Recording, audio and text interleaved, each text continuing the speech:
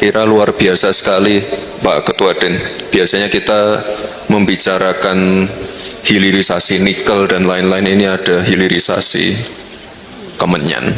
Ini luar biasa sekali, dan ini kan Pak Presiden punya concern yang luar biasa sekali untuk masalah pertanian pangan, swasembada pangan, dan kebetulan minggu lalu saya baru pulang dari NTT.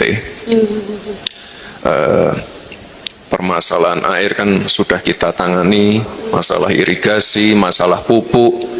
Ini masih ada keluhan-keluhan masalah bibit, bisa menyuplai bibit-bibit unggul sehingga kita tidak perlu impor lagi.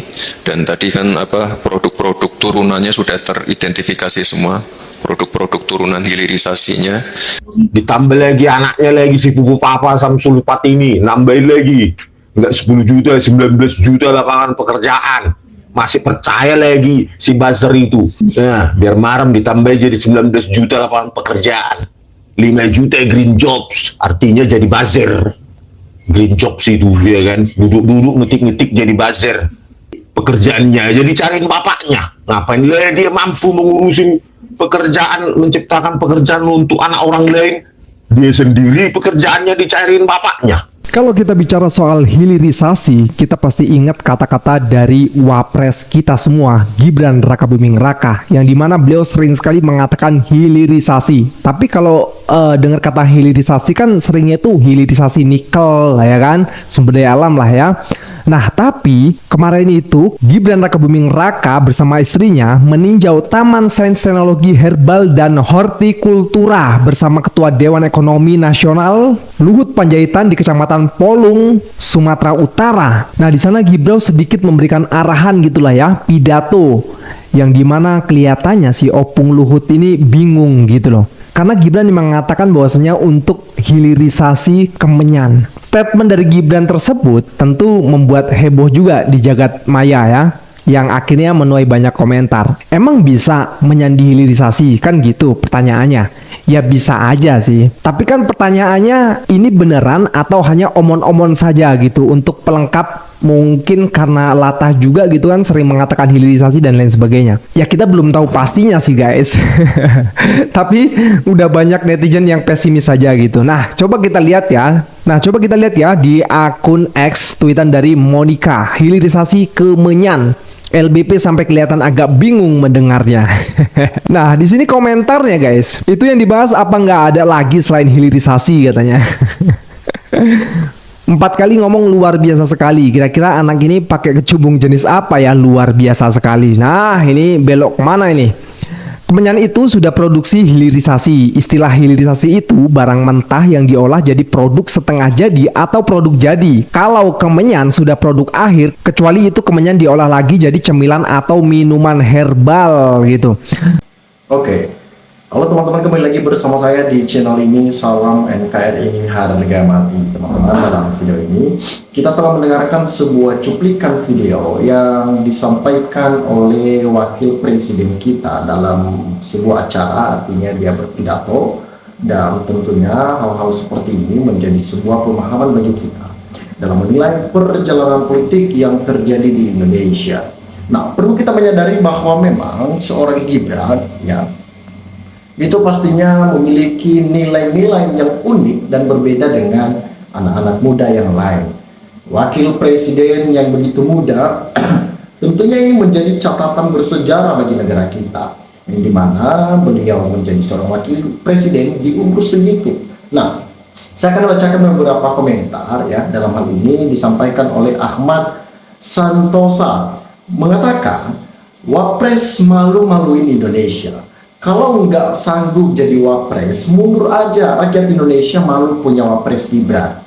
Kalau Gibran urat malunya sudah putus, yang tidak tahu malu pendukungnya. Alhamdulillah, saya tidak malu karena saya bukan pendukung wapres. Justru yang malu pendukungnya. Kalau punya akal sehat, ya mereka tidak memilih untuk mendukung seorang seperti itu.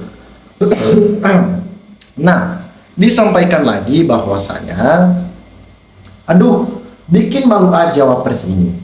Pidatonya nggak nyambung. Kadang dia sendiri nggak tahu apa yang diomongin. Sebaiknya segera dimakzulkan daripada berlarut-larut atau daripada kelamaan. Bikin malu negara aja, kayak nggak ada yang lain aja. Yang jauh lebih berpengalaman, lebih hebat, dan mengerti tentang segala dinamika-dinamika masalah-masalah yang terjadi di negara kita. Ya, mereka meminta Wapres Gibran itu harus diturunkan, dimakzulkan, itu yang lebih penting. Nah, pada kesempatan kali ini teman-teman, tentunya harapan-harapan masyarakat yang begitu besar untuk memberikan sebuah saran, memberikan sebuah klarifikasi bahwasanya mereka meminta Gibran itu harus diturunkan ataupun dicari penggantinya. Nah, disampaikan lagi di sini teman-teman, sangat luar biasa ya, komentar ini mengatakan bahwa dari Muhammad Iwan mengatakan bapaknya penipu dan pendusta, tentulah anaknya akan lebih menipu dan mendustanya. Rakyatlah kelak yang tetap jadi korban. Artinya pelan-pelan ya, secara terus-menerus kita diberikan sebuah nilai-nilai yang dimana ini harus diberikan kode keras supaya sadar ya, apa yang ditanam oleh Jokowi dia akan menuai hal tersebut ya. Kalau bapaknya aja ya penipu dan pendusta, ya otomatis turun kepada bibitnya. Tidak mungkin kita menanam jagung ya buahnya pisang, tidak mungkin. Tentunya hal yang sama akan diterima. Kenapa Luhut malu dengan pidatonya Gibran? Bukankah yang Pak Luhut sokong itu anak muda paling terbaik di muka bumi ini? Kata Anda Pak Luhut ya, harusnya dia tidak malu akan hal itu. Ya, ayahnya tidak tahu diri, tidak tahu kemampuan anaknya, dipaksa dengan cara curang, dibayar dengan uang banyak KPU, jaksa, hakim, dan lain-lain. Mereka memberikan itu bertujuan untuk ya memenangkan anak-anaknya doang. Apa sih yang sudah dilakukan oleh seorang Jokowi terhadap anaknya Gibran?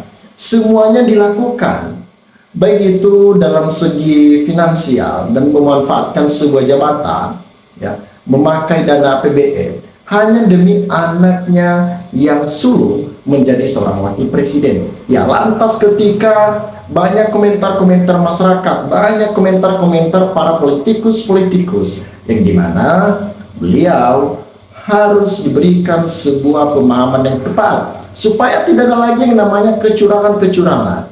Bagi Jokowi, asalkan anaknya menang, ya dia menghalalkan berbagai macam cara, sekalipun cara-cara itu adalah cara-cara yang haram.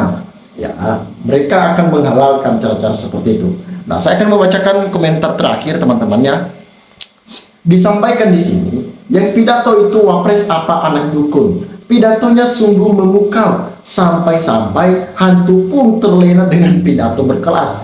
Kan sudah tahu Gibran tuh tidak bisa pidato apalagi jadi wapres. Kenapa disuruh pidato nggak nyambung gitu? Begitu bikin malu aja ya. Seakan-akan tidak ada orang lain yang mampu duduk di kursi tersebut ya. Seharusnya jangan terburu-buru lah. Inilah hasil kalau terburu-buru dalam mendukung anak ya untuk duduk di kursi wakil presiden. Inilah hasilnya. Cobakan ketika, bayangkan saja teman-teman, ketika ia menunggu waktu yang tepat ya, mungkin dengan umur yang sudah sampai tidak ada pelanggaran, mungkin semua masyarakat Indonesia membanggakan ataupun patut diapresiasi Gibran ini. Tetapi karena cara-caranya Jokowi yang membuat kesalahan sehingga masyarakat meminta makzulkan seorang Gibran, cari penggantinya. Teman-teman silakan berikan tanggapan teman-teman, apa yang teman-teman tahu, yang teman-teman dengar, sampaikan di dalam ini sehingga kita dapat bertukar pikiran antar satu dengan yang lain lewat kolom komentar ini. Terima kasih teman-teman. NKRI harga mati.